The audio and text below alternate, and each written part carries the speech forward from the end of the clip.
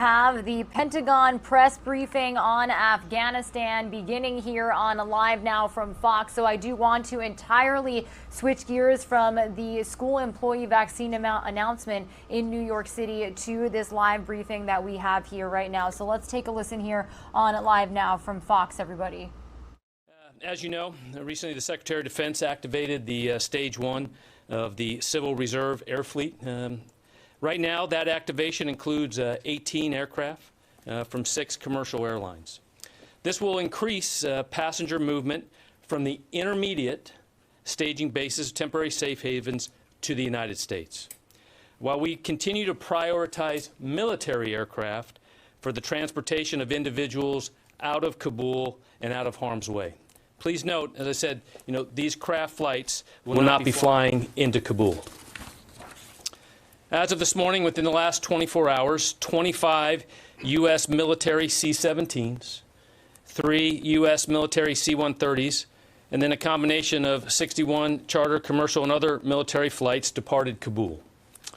The total passenger count for those flights was approximately 16,000. Of that number, the U.S. military transported just under 11,000 personnel. Our mission remains focused on ensuring a steady flow of evacuees out of Kabul to the intermediate staging bases and safe havens at our installations, continue to rapidly build out capacity as needed to ensure reception and providing humanitarian assistance. The use of temporary safe haven locations across Europe and the Middle East in areas that include U.S. installations in Qatar, UAE, Kuwait, Bahrain, Italy, Spain, and Germany. We deeply appreciate the support from these countries. This is truly a testament to the importance of our alliances and our partnerships. In the past 24 hours, 5 flights landed at Dulles International Airport with approximately 1,300 passengers. At this time, 4 military installations, as well as Dulles International, are receiving Afghans as they come into the United States. These installations include Fort McCoy, Wisconsin, Fort Lee, Virginia, Joint Base McGuire-Dix, Lakehurst, New Jersey, and Fort Bliss, Texas. The total number currently at these installations is approximately 1,200, and Northcom continues to build out capacity to ensure they are prepared to receive more flights that will come in the next few days.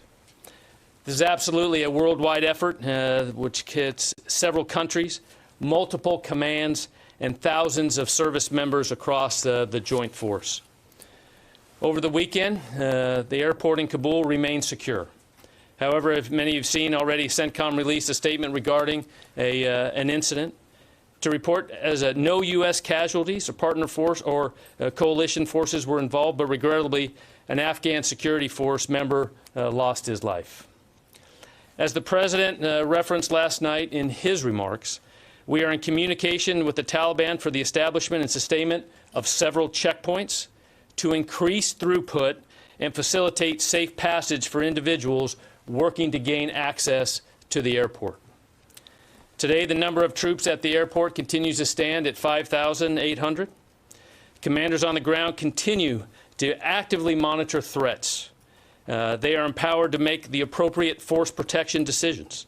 As always, U.S. forces retain the inherent right to use force in self-defense. We are using all of our available tools to maintain the highest threat awareness, both in Afghanistan and throughout the globe. While this mission is not without risk, the safety of our personnel, American citizens, and Afghan evacuees at risk is of paramount importance. To wrap up, we continue to make progress in the completion of this mission. Since the end of July, we have relocated approximately 42,000 people. Since the beginning of evacuation operations on August 14th, we have evacuated approximately 37,000. All of this progress stems from the teamwork, professionalism, and dedication of our military, our interagency colleagues, and our allies and partners. We know more hard work remains in the coming days, and we're absolutely prepared to meet that challenge. Thank you. just a couple other points I'd like to make. As you all are aware, the FDA approved full licensure of the Pfizer vaccine this morning. And as also I'm sure you're aware, back in August on the 9th, the Secretary articulated that it was his intent to mandate the COVID-19 vaccines upon FDA licensure or by mid-September to seek a waiver from the President. So now that the Pfizer vaccine has been approved, the Department is prepared to issue updated guidance requiring all service members to be vaccinated. A timeline for vaccination completion will be provided in the coming days. The health of the force is, as always, of our military and our civilian employees, families, and communities is a top priority. So it's important to remind everyone that these efforts ensure the safety of our service members and promote the readiness of our force, not to mention the health and safety of the communities around the country in which we live. A schedule item, Secretary and General Milley will be attending this afternoon the funeral for former Secretary of Defense Donald Rumsfeld at Arlington National Cemetery. Mr. Rumsfeld served as the 13th Secretary of Defense as well as the 21st. He also served in the United States Navy in the mid-1950s as a pilot and a flight instructor, and he continued his service as a reservist until 1975 when he became the Secretary of Defense for the first time. On behalf of the Department of Defense, we extend our deep condolences to his family, to his loved ones, and indeed to the country. With that, we'll start taking questions. Bob? Hey, John. Thank you. On the Pfizer vaccine Yeah. and the Secretary's intention to require it, he has not yet made that direction. And did you say there's not yet a deadline for doing that? What I'm saying, we're preparing now actionable guidance to the force. We're going to move forward, making that vaccine mandatory. We're preparing the guidance to the force right now. And the actual completion date of it, in other words, how fast we want to see it get done, we're working through that guidance right now. Okay. Can I ask you a question on Afghanistan Sure. also? A couple things. One is you've said, I think General Taylor has said a number of times as well, that the military's airlift capacity at the airport was in the neighborhood of 5,000 to 9,000. I see now you've now gone beyond that, at least yesterday. Yeah. Can you say what the capacity has grown to? And also, can you explain a little more about the perimeter issue that the General alluded to very briefly when the President yesterday said something to the effect that the perimeter had been moved back significantly Right. to facilitate entry? Right. Can you explain that? So a couple things, Bob, on the capacity thing. You're right. We had set a goal of 5,000 to 9,000 a day. Yesterday, we exceeded that. We're not taking anything for granted, Bob. We're taking this day by day. We'd love to see those numbers continue to rise, but we're going to just take it day by day. There's a lot of factors that go into be able to reach that output capacity, to include temporary safe havens that you can bring these individuals to as they complete their screening. And the screening is a big part of that. We have intelligence and law enforcement personnel at these sites making sure that a robust screening is done of these individuals so that nobody comes in the United States that hasn't been screened in a robust manner. And so there's lots of factors that affect throughput. We were very glad to see that we were able to get that number out yesterday, but we're going to take it day by day. Day by day. So the number of aircraft that are available at base? I think you briefed the number of aircraft was like 20. Yeah. No. But I mean, the same number of aircraft are about available on any given day. I mean, we can get up to, on a given day, you can get up to about 30 C-17s. That doesn't mean that 30 are going to fly every day. And we were under that yesterday and still was able to get out, we're still able to get out more than 10,000. And then the perimeter question? The perimeter question, and I think the General addressed this a little bit in his opening statement. Without getting into tactical details here, Bob, and I think you can understand why we wouldn't do that. We are very interested in making sure that access to the airport remains as fluid as possible, particularly for American citizens trying to get in, as well as our special immigrant visa applicants. And there's a lot of factors that go into making sure that access remains secure and that we can facilitate it. And what the President was referring to was efforts to improve that access from a geographical space out beyond just the perimeter of the airfield. And I won't speak to the details of how we're managing that, but you can imagine thus far and going forward, it does require constant coordination and deconfliction with the Taliban. Yeah, So it absolutely is going. It's absolutely requiring of us to keep these lines of communication with the Taliban open, who do have checkpoints out beyond the airport. And what we have seen is that this coordination has worked well. This deconfliction has worked well in terms of allowing access. All right, everybody. Regina Gonzalez just tapping in here to let you know that our Phoenix team, our Live Now from Fox headquarters in Arizona, will be taking over shortly. You are currently listening in to the latest briefing from Pentagon officials on evacuations and withdrawals in Afghanistan, saying that 5 flights have landed in D.C. and the Kabul airport is secure. They are expecting more flights to arrive here in the U.S. and are preparing for it. So we will continue listening in here. I will see you guys tomorrow. I hope you have a great rest of your Monday.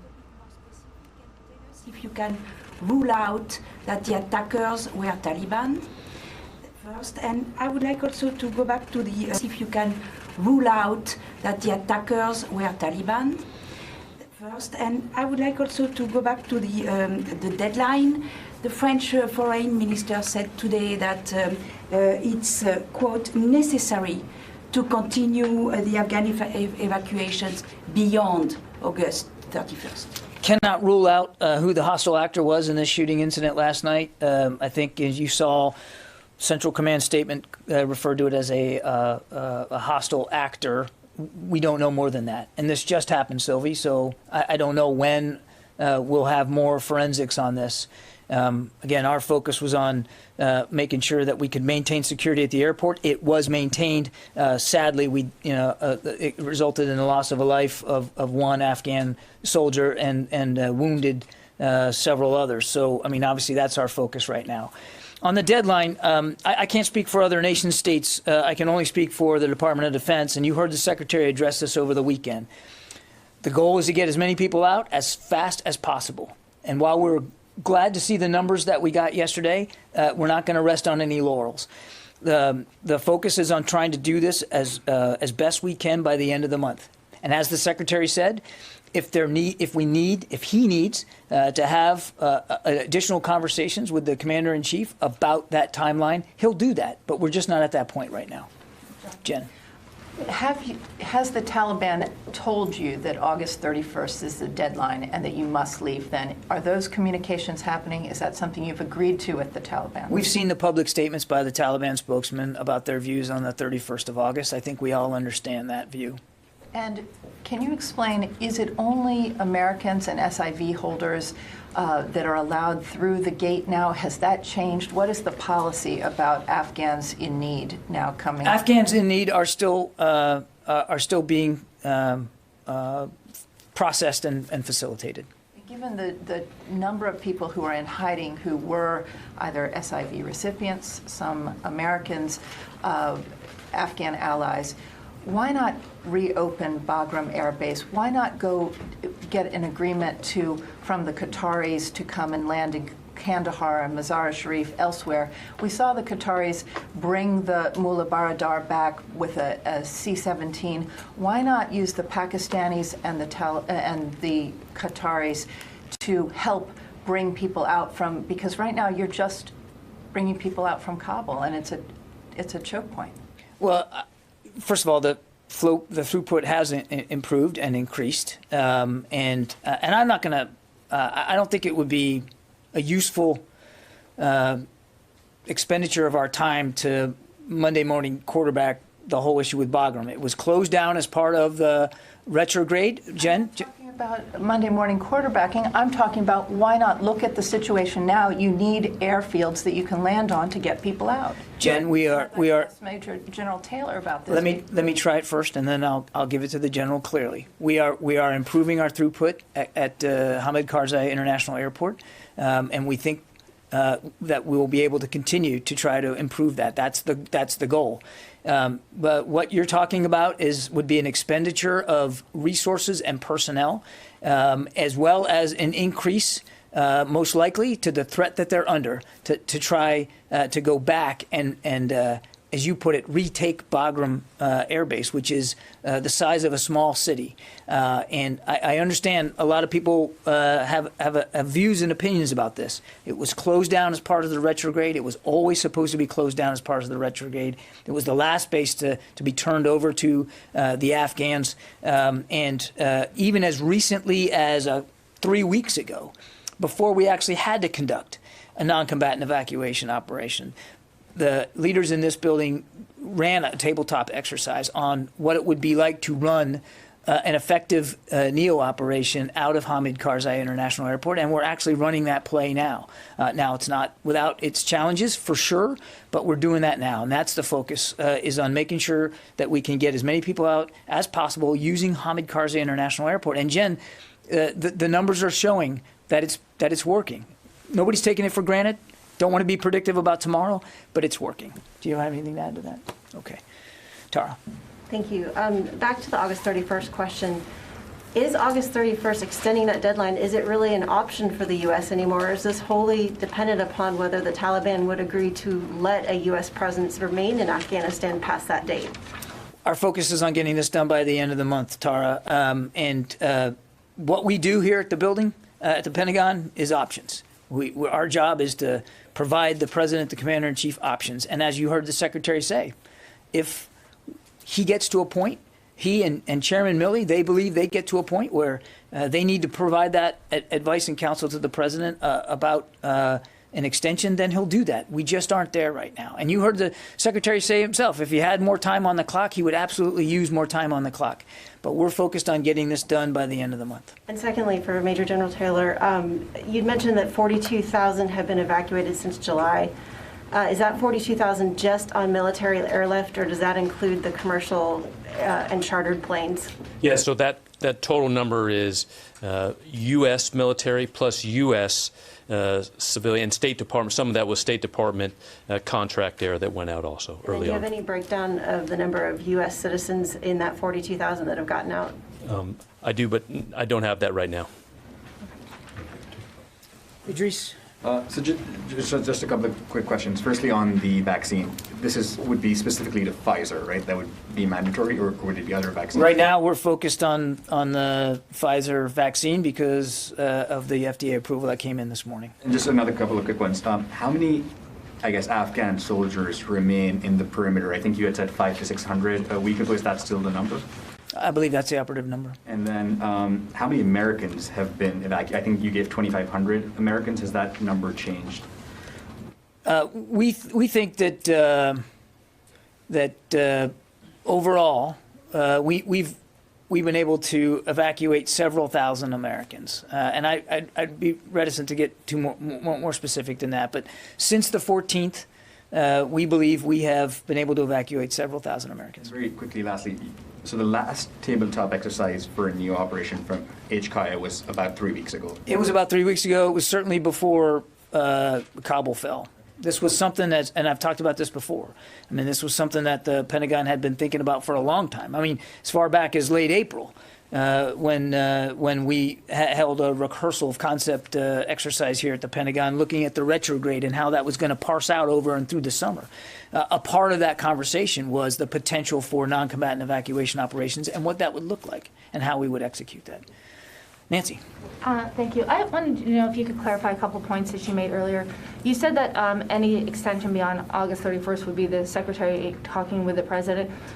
Would that decision include inputs from NATO allies, particularly those who say that they need more time? Is that a factor in the U.S. consideration about I think staying we would there? absolutely consider the views and opinions of our allies and partners who also have people there and are, as the general brief, very much a part of moving people out. And have any of those NATO allies communicated to the United States that they need more time beyond August 31st? I'm not aware of specific conversations that we've had with respect to the deadline. Okay. And then on the perimeter, I'm having a hard time understanding when the President talked yesterday, he said about expanding that perimeter. Mm-hmm. Can you help me understand who's part of that? Is that U.S. forces? Have they moved where they're positioned from where they were a few days ago? Look, without and I want to be very careful here to talk about specific movements at a tactical level on any given day.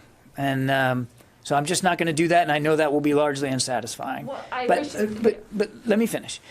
So that as caveat, we continue to look at security on the airport itself, as well as the immediate environs of the airport. Because in those immediate environs outside the airport, that's where you have Taliban checkpoints, that's where you have crowds assembling, that's where access to the gates is critical in that space just outside the airport, where we don't have a military presence of a sustained nature. And what we're doing is that we are in constant communication with the Taliban about that space and what that space looks like. And the only thing I would say is that, as you heard the Secretary say this, you've heard General Milley say this, we're going to do what is required on any given day at every possible opportunity to make sure that those who need to get out can get out. And that includes the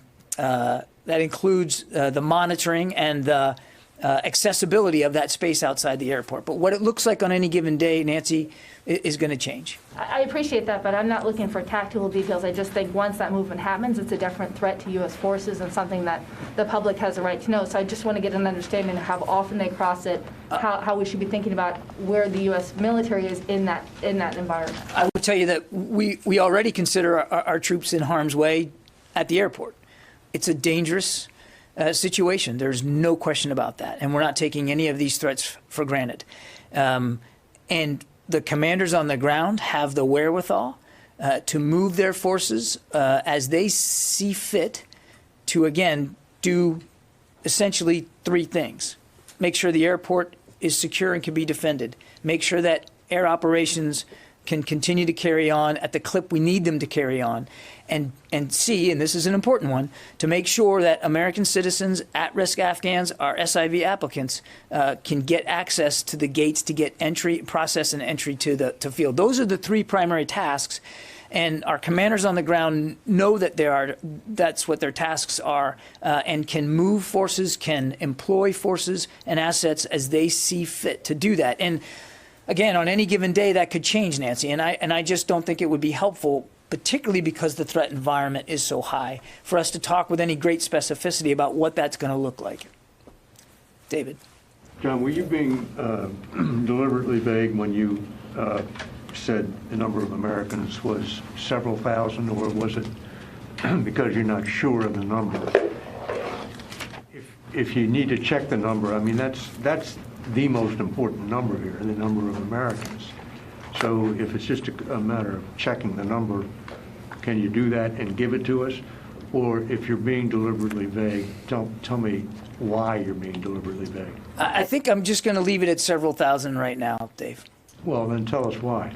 Because I think the number is very fluid, and it literally changes nearly by the hour. It's not more fluid than these 11,000, 37,000. I'm going to leave it at several thousand right now.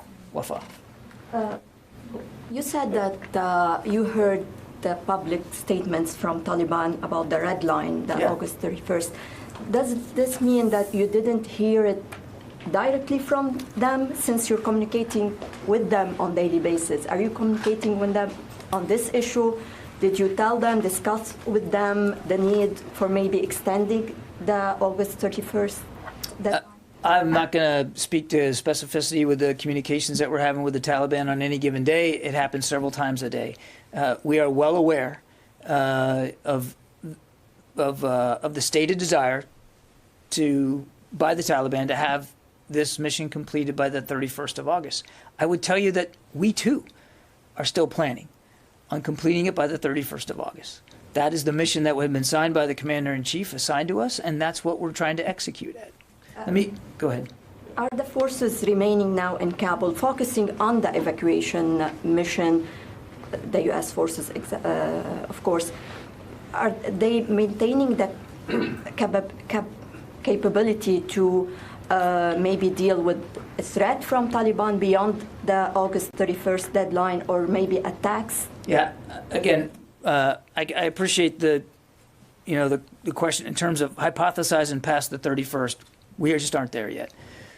Our troops are focused on the mission, the 3 missions I just articulated, and that includes, as I said, being able to defend the airport, which means being able to defend themselves and their operations. And we have assets in place to allow them to do that as well.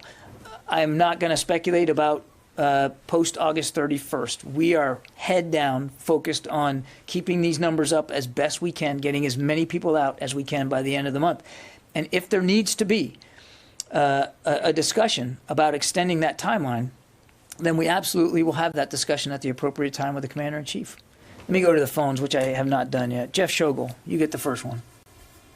Thank you very much. Regarding the incident, was the gunman killed, and was it U.S. troops who shot this person? I do not know on either, Jeff. You could certainly reach out to Central Command for more detail at that level of the incident. But again, this just happened, Jeff, and so I just don't think we have that level of forensic detail to offer you today. Thank you. Carla. I think he has one more question. Do you have one more, Jeff?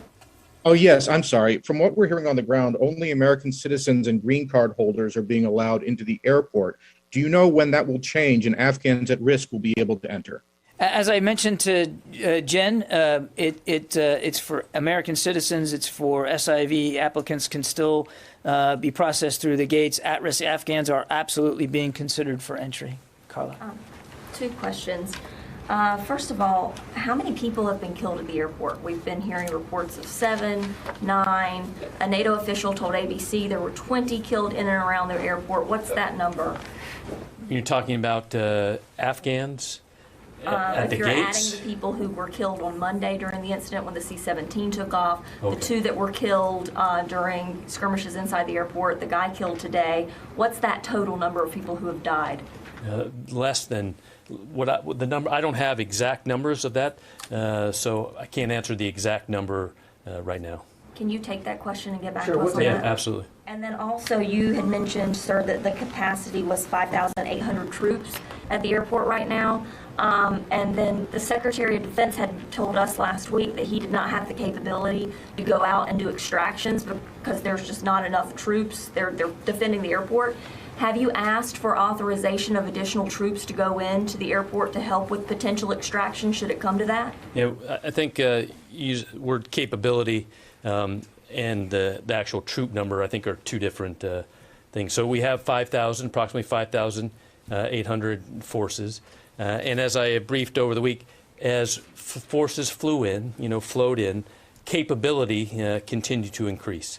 Initial security was the most important ability to establish, because without that security, the ability to do other things is just not possible. So as our capability increased, and at that 5,800 number, as you've seen, we have the capability and have executed other operations to ensure that American citizens are being brought in safely and prepared for evacuation. So just so I can understand what you're saying, just to recap, you think that at 5,800 troops, the U.S. has the capability now to expand the perimeter at the airport and continue all of this or to do whatever the president had mentioned with the opening up the perimeter, and also to do extractions if needed, or are you going to ask for authorization of more troops? And what I said is at 5,800, we're able to continue to secure the airfield, continue to increase safety there, and continue to do the operations that we already have. And Carla, what the Secretary said was that where he was on last Wednesday, that we didn't have the capability to do large-scale, massive movements of people. But he did say, if there's an incident where somebody's in extremis and we need to get them in small numbers, we can do that. And we have been doing that.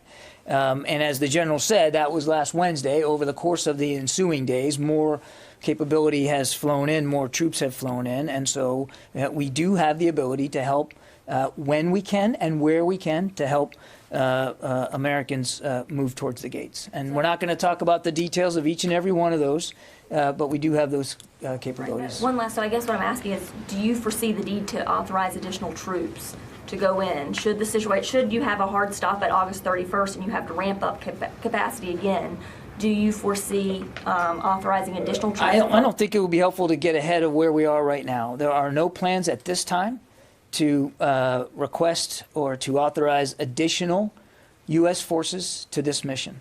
Courtney.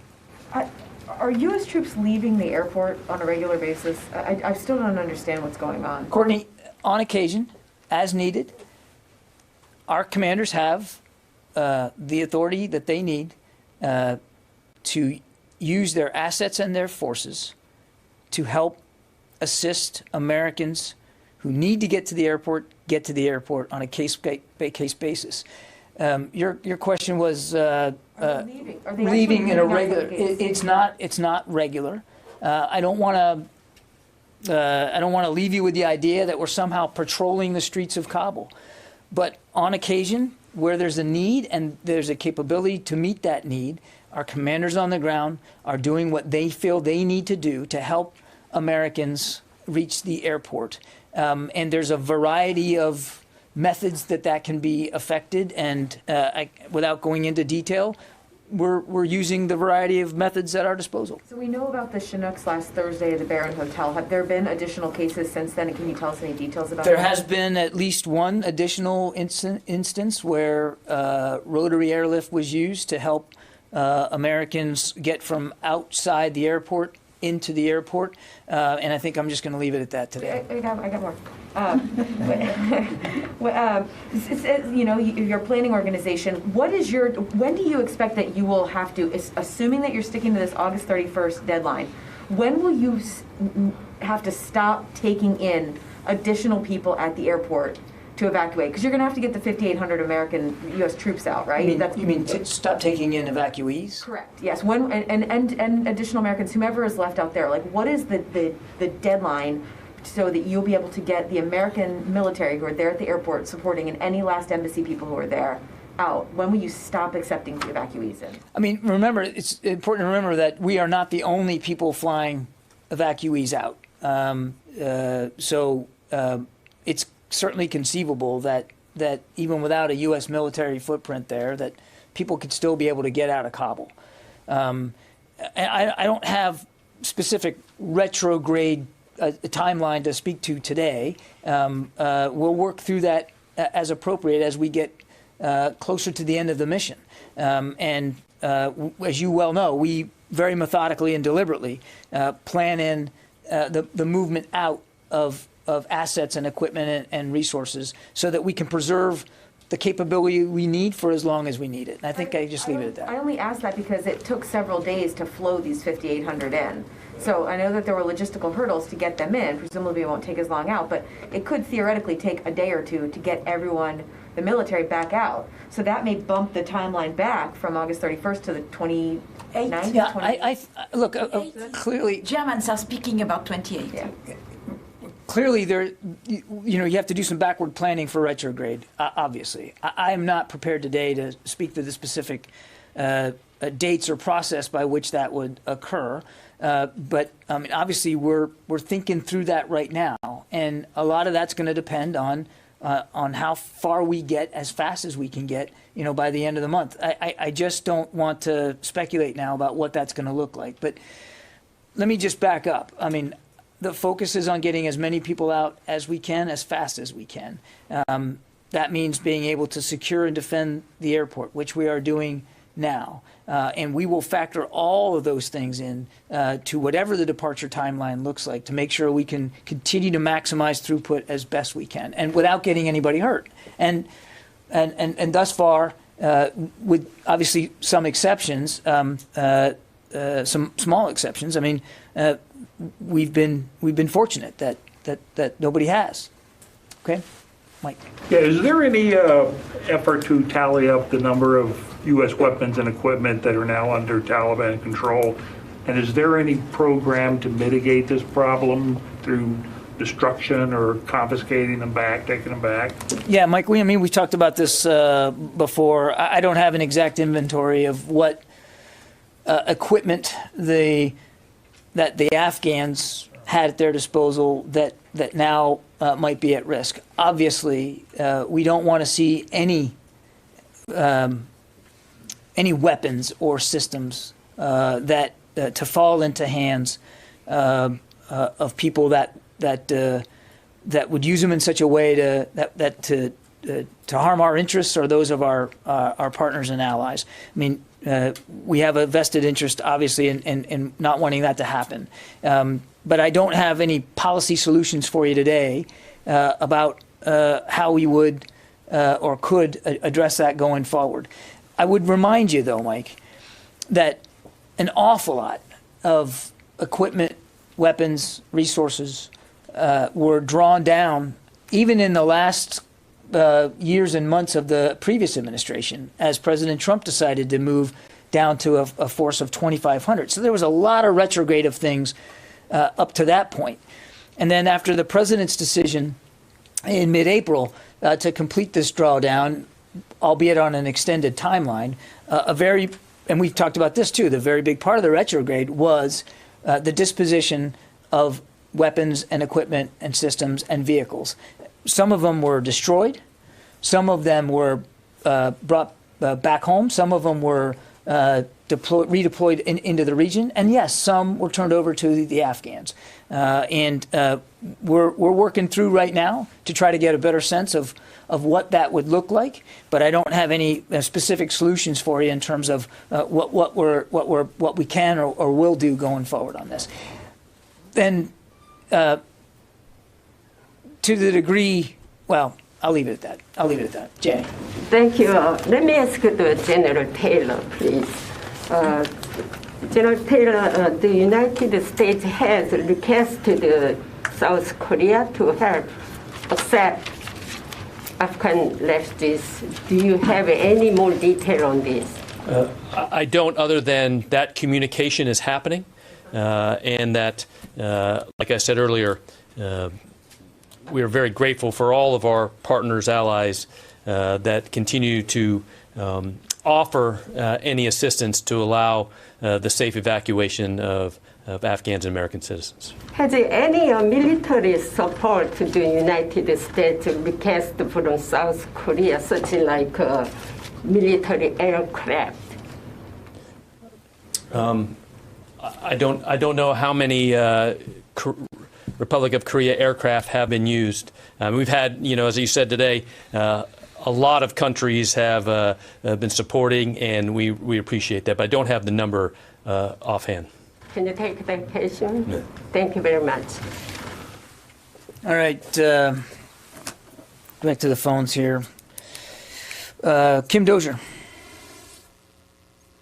Thanks, John.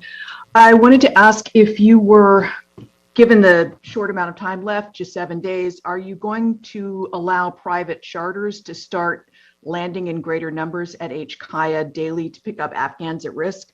Because even by conservative math, you can't possibly move all the American citizens out in just 7 days, much less the green card holders, the Afghan special operators, et cetera. Yeah. Also, private charter companies tell me they've been told when they can land that they only have an hour to land, pick everybody up, and take off. And some of them are leery of even going because they don't think they can get it done that fast. So the ability to continue throughput is very important. And so as we look at airfield operations and the ability to get aircraft landed safely, immediately in and loaded, and that drives a lot of the what we would call time on ground to maximize the amount of evacuees that we can get out. As you saw in the last day, the numbers, that required, as you just said, aircraft on average to be on the ground less than an hour, which is very quick. I do know that TRANSCOM and the commanders on the ground who are facilitating that synchronization are using and want to continue to use every capability possible to get people out of Kabul. So that's all I have. One more on the phone here. Sam Legrone. Hey, John, can we get an update on U.S. support for the Haiti earthquake and the disaster relief? Yeah, I think we can facilitate that a little bit later, Sam. But yes, we can get you an update on that. Yeah. I have a question for the General real quick. Sir, it sounds like from what we're hearing from the podium that that the U.S. is essentially relying on the Taliban for crowd control outside the gates. Obviously, that was not part of the original plan. What forces were originally assigned to conduct security outside the perimeter, and how did that fall apart? Where are they now? And then I have a follow-up. Yeah. So the 5,800 forces were part of that force package to provide security for the airfield. As within the last 7 days, we've seen the ability to continue to coordinate and synchronize with Taliban checkpoints. And I would say, as you look at the last 2 days, that ability with the commanders on the ground to work with the Taliban tactical commanders has allowed, and I would say, the ability to control better the access into that. So you're saying that U.S. troops were originally planned to be on the perimeter outside the airport, but that did not work out? Is that what I understood? No, that's what I said. The original 5,800 forces were planned to secure HKI and those gates. The interior of the airport. There was no one planned to be on the outside. That's not what I said. I said, as the plan that went in, and what has changed is the coordination and using the use of, or the Taliban being there. Understood. Okay. One last question, if I might. Given this arrangement, I mean, does this mean that the Taliban is, for better or worse, now in a better position to potentially dictate when we leave? I can't answer that. What I do know is that our continued mission, which we were given, was to secure the airfield and to ensure to facilitate the evacuation by August 31st. And I'll just refer back to the comments that Mr. Kirby has already made about the August 31st date. Sure. Yes. Yeah, I mean, we've covered this pretty well about August 31st. Megan? So the vaccine rollout plan, is the idea now that Pfizer will become mandatory and the Secretary will wait until mid-September to ask for Moderna and Johnson & Johnson? Will he ask earlier? Or will the vaccines become mandatory as they become fully licensed? Yeah, Megan, what I can tell you is the focus right now today with this FDA approval is on the Pfizer vaccine and moving forward to implement a mandatory vaccination regimen for Pfizer. I don't want to get ahead of decisions that haven't been made yet. Yeah, Dan. I'm sorry. Mike, sorry. Thanks, Jen. You guys with the masks on, I'm getting everybody confused. Go ahead. Can you speak a little to any COVID prevention that's going on at the airport? Are evacuees being tested before they get on aircrafts? Are they being tested in intermediary countries? Yeah, good question. As I understand it, medical personnel at Hamid Karzai International Airport are conducting COVID screening for those who are febrile or symptomatic. And then, as appropriate, depending on what the temporary safe haven, what the guidelines are at the temporary safe havens, additional screenings at some of those safe havens occur. And then upon arrival at the United States, all passengers are being tested upon arrival, and then medical professionals make the proper decisions after that. Are there any concerns about positive testing for soldiers on the ground? Of course, there's. Or have there been any examples of soldiers testing positive? I have not. I don't have that level of detail. I don't know what positive results may have come in for soldiers working at the airfield, but obviously their health and safety remains a top concern for all of us. Yeah, Louis. A clarification at the top. I think you announced that Joint Base McGuire-Dix Lakenhurst is now accepting. That is correct. Is that an addition? Is that something new? That is one additional base. We had been talking about 3 prior to that: Fort Lee, Fort McCoy, Fort Bliss. Joint Base McGuire-Dix Lakehurst is now available to receive some of these SIV applicants, and with the 4 bases, our goal would be is to reach the ability, not necessarily the actual count, but the ability to build out to about 25,000 capacity. We aren't there yet, Louis. It's going to take days and weeks, I think, for all 4 to be able to combine to get to that level, but that's the goal as we are right now. And the other thing I would say is if the Secretary in communication with the chairman and with General Van Herk at Northcom, feels like we need to add to that capacity and add to the list additional U.S. military installations, then we'll do that. But right now, we're at 4. And what is the current number of individuals who are at those 4 bases? I do not have that. We can take the question, and I'm sure Northern Command would have you a better number than I do right now. Okay, and my last question is this. I apologize for asking 3. It's such an effort to get into the airport, and some people are lucky to get in.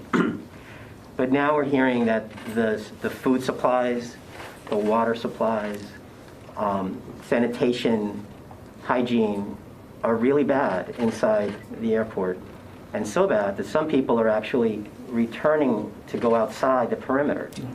So my question is this: how can you prevent a humanitarian crisis inside the airport as this goes on and on? Mm-hmm. Yeah, fair question, Zoe. I'm going to let the general take it, and I think you had the number too for the installation. So that was in right now in the opening account, right at approximately 1,200 have entered into the United States. As we talk about the conditions and the ability to continue to provide a humane and safe peace on the airfield, as you see some of those flights that continue to come in to Kabul, those are bringing those supplies in. So as those supplies are used, we are continually replenishing those to ensure that we have food and all those things that are needed, water for those that are preparing for evacuation flights. So, you know, the last 48 hours, we had a lot of folks on there, which is a good thing. Right? That means we have gotten people through the gate, we've processed them. That means we have people safe, then we can fly out. The commanders there are always assessing what the requirements are to ensure that safe and humanitarian environment. And I would just add, Louis, I mean, we're mindful of these reports too. It's not lost on us. There's a lot of people, and they are desperate. And we are trying to do the best we can to get them out of harm's way as fast as possible. And when you have a throughput problem, it means that some people are going to be stuck in a given location, whether it's at Hamid Karzai International Airport or Qatar or other temporary safe havens. Nobody wants to see this go on for any longer than it has to be. And believe me, nobody, more than the U.S. military and our troops, want to see anybody suffer any more than they have to. And we are very aware that there are and have been some sanitation issues, as well as issues of sustainment. And as the general said, we're making that a priority as we float. Some of these planes are coming in with that material on that kind of support, and then they're leaving with people. We're doing the best we can under extraordinary circumstances. And believe me, the pain and the suffering, the fear, the anxiety, all of that, none of it is lost on us or our troops. Jen. Received a report that the British evacuation commander in Kabul, Vice Admiral Ben Key, has been locked out of all negotiations between U.S. CENTCOM staff, 82nd Airborne, and Taliban commanders, and that there's a great deal of tension right now between the Brits who are sending people outside the airport and members of the 82nd Airborne who want to join them. What is happening with our British allies? Is this report accurate? And supposedly there was supposed to be an 82nd Airborne jump into Bagram Air Base to open that field, and that was shut down by the White House. Is that accurate? Jen, I have first that I'm hearing these reports. You're going to have to let me go back and look at this. I don't know. The only thing I would, you mentioned that the Brits who want to go out, we are doing it as well. We are going out as needed and helping Americans get into the field. You only described one of those instances to Courtney with There one rotary. she asked me specifically about airlift, and I mentioned one using rotary wing aircraft. That doesn't mean it's the sum total of what we're doing to go out and try to bring and assist Americans coming in. We're just not going to detail all of them because the threat environment is so high. As to these reports, first I've heard, you'll have to give us a little time to dissect this and come back to you. Yeah, in the back. Yeah, there are reports that some of the equipments that you left and have landed in the hands of Taliban are going towards Pakistan. Do you have that report as well? If it if it lands in the hands of Pakistan, those equipments, are you asking Pakistan to get them back to you? I don't have anything on that reporting that you've got there. I think we'll just have to take a look. We can take the questions, see if we can get back to you. I don't have anything on that. Nancy? Thank you. Could you clarify something that you said to Jen and Courtney about on occasion going out to do missions outside of it? What kind of coordination then happens with the Taliban forces on the ground? Are there joint patrols happening now between Taliban and U.S. forces? No, there's no joint patrols. Movements, what kind of communication happens? Can you give us any sense? There's There's no joint patrols. There's no joint coordination. But obviously we are in communication with the Taliban about their presence and where it is around the field. And I think, Nancy, for reasons I hope you understand, we're just not going to get into the tactical level details of what we're doing to help facilitate the passage and assist the passage of Americans getting on to the field. And we want to preserve as many options as we can going forward because the threat environment outside the airport is so dynamic and, quite frankly, dangerous. So for, I think, very good reasons of operational security, we're just not going to detail everything we're doing and every opportunity we're taking advantage of. I do appreciate that. I just want to understand if the U.S. forces are side by side with Taliban. I'm trying to get a visual of what it looks like. That's all. No, we are not out there side by side with them. It's not about joint patrols. So you can erase that visual. That is not what's happening. Okay, I'm going to have to get going, guys. Thank you very much. Appreciate it. Our goal is to come back here again at around 1500 for an afternoon update, and we'll keep you apprised if and when that changes. Thanks very much. Thank you.